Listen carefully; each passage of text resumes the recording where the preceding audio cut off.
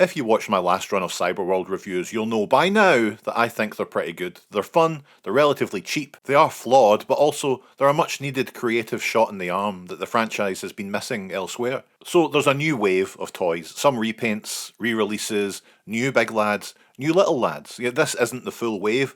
We'll split these over two parts to keep the runtime low. Part 2's on the way, calm down.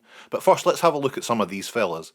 Now, these come as part of the Energon Surge gimmick. Glow in the dark areas that can be supercharged by this big toy of the wave, Bumblebee.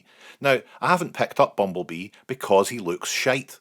I will eventually, probably, but for now, we can replace their little UV light show with this torch I bought for going round your house to inspect the bed sheets. Energon Surge Optimus Prime is a repaint, a remold of the Cyberchanger from Wave 1, but with a full repaint and large sections of translucent ice blue plastic. And I have to say, I think he looks different. It's the kind of colour scheme that you can only really accept knowing that they did it properly already. The articulation is limited. He's good on the legs for a small cheap toy, but again, no elbows almost kills it. It's frustrating in a way that's hard to describe without sounding like a big dickhead.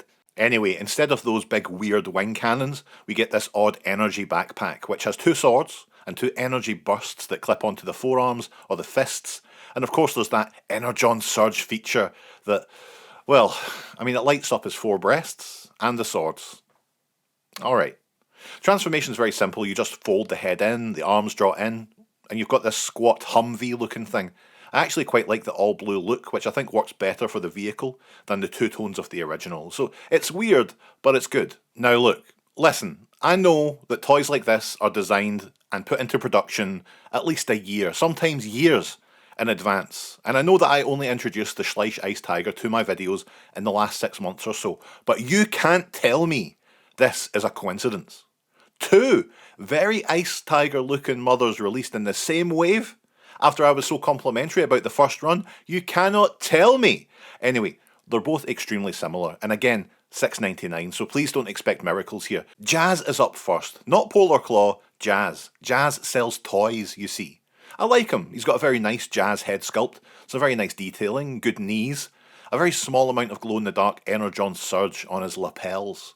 The transformation kind of relies on his arms and legs being pegged into the oaksters and the barse, respectively, and you have to lever him down into this polared bear position. And, I mean, that is it. That is it. I dig the translucent plastic and all, and he has cute little claws. Polar claws, if you will. But is it good? For the money, yes. You can pretty much cover the same stuff for Cheetor. He's a little bit smaller, with minimal Energon Surge application, considering it's the focus of the wave. I do like that due to his small face, his cheeks and whiskers give him a sort of Paw Brun moustache. And if you'd like a more modern reference, forget it. He does have a wavy tail saber. Not bad, eh? And he transforms the same way as Jazz. Like, exactly the same. They're basically the same toy. He looks good in this mode. Just pop the tail up old thermometer lane, and you're done. I like them as a pair. They have a real Autobot clones energy to them. Similar enough to confuse them at a glance, but different enough, and crucially cheap enough, so you can get both without feeling like too much of a mug. Now, before we get into one of the bigger boys, can I just tell you about this year's charity comic? You up for that? Each year, the Space Monkey Mafia creates an incredible comic book with all profits going direct to Toy Foo, supporting Mary's Meals, who help feed kids in some of the world's poorest countries. This time, the ever-popular Turbomasters return in the hunt for hyperdrive, and more than ever, we have a packed roster of super talented artists, writers, including me, if you can believe it, plus exclusive interviews with James Roberts, David Marriott, Jack Lawrence, a steesher of a book. A cover by Alex Milne, 3 pages of sequential art from them too, contributions from some of the very best of the Transformers community, and it's all for a very good cause. Read the digital version now, or pre-order a physical edition to pick up at TF Nation 2026. To reiterate and to make clear, there's no other way to get a physical copy other than attending TF Nation 2026. Perhaps you can organise something with an attendee who can send it to you. Someone who isn't me, that's not a service I provide.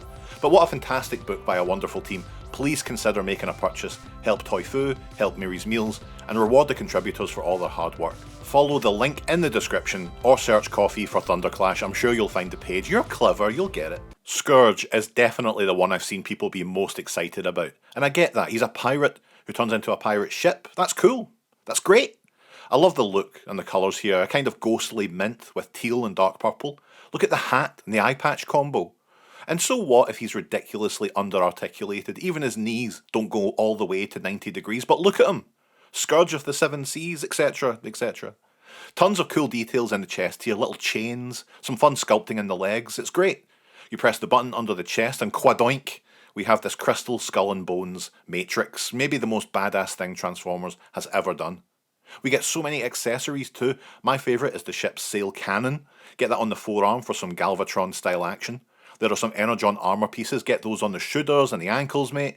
Finally, it's the big glow-in-the-dark sword, and once he's all together, this is fantastic. Totally worth the hype and the weight. Transformation swings the torso around, which automorphs the arms, and once you've pressed them together, it's so tight. Pop on the sail, and you can see the great details like the portholes, the ladders, the lifebuoys. Nice.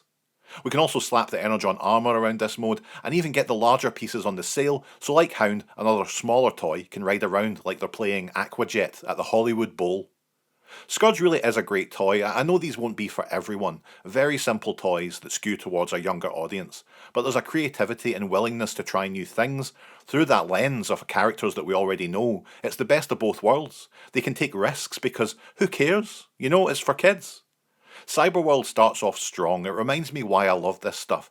Dollies for kids, I mean. Give me fun, you know? But can they stick the landing? Look out for part 2, sometime in 2029. Hey, what's the matter?